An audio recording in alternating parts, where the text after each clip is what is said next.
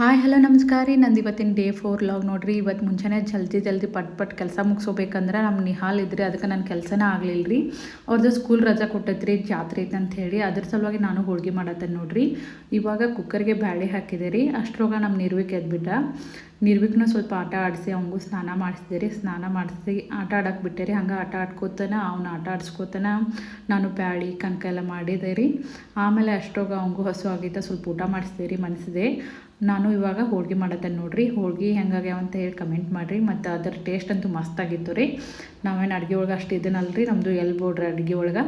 ಇವತ್ತಿನ ಲಾಗ್ ಒಳಗೆ ನಾನು ಏನು ಹೇಳಕ್ಕೆ ಬಂದೇನಂದ್ರೆ, ನಿಮಗೆ ನಾನು ಒಬ್ಬಕ್ಕೆ ಮದರ್ ಆಗಿ ಬೇಬಿಗಳಿಗೆ ಯಾವ ಸೋಪ್ ಯೂಸ್ ಮಾಡ್ಬೇಕಂತೇಳಿ ನೀವು ಏನು ಕನ್ಫ್ಯೂಷನ್ನಲ್ಲಿದ್ದರೆ ನಾನು ಇವತ್ತು ಅದಕ್ಕೆ ಸೊಲ್ಯೂಷನ್ ತೊಗೊಂಬಂದೇನೆ ರೀ. ಯಾಕಂದರೆ ನಾನು ಫಸ್ಟ್ ಮಾಮಾರ್ತ್ ಯೂಸ್ ಮಾಡ್ತಿದ್ರಿ, ಇವಾಗ ಟೆಡಿ ಬಾರ್ ಯೂಸ್ ಮಾಡತ್ತೇನೆ ರೀ.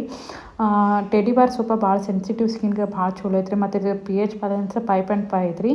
ನನ್ನ ಮಗನಿಗೆ ಸಣ್ಣ ಪಕ್ಕ ಇದ್ರಿ ಮುಖದ ಮೇಲೆ, ಮಾಮಾರ್ತ್ಲೆ ಹೋಗಲಿಲ್ಲ ರೀ. ನಾನು ಟೆಡಿ ಬಾರ್ ಯಾವಾಗ ಯೂಸ್ ಮಾಡಕತ್ತೇನಲ್ಲ ಅದೆಲ್ಲ ಕಂಪ್ಲೀಟ್ ಕ್ಲಿಯರ್ ಆಯ್ತು ರೀ.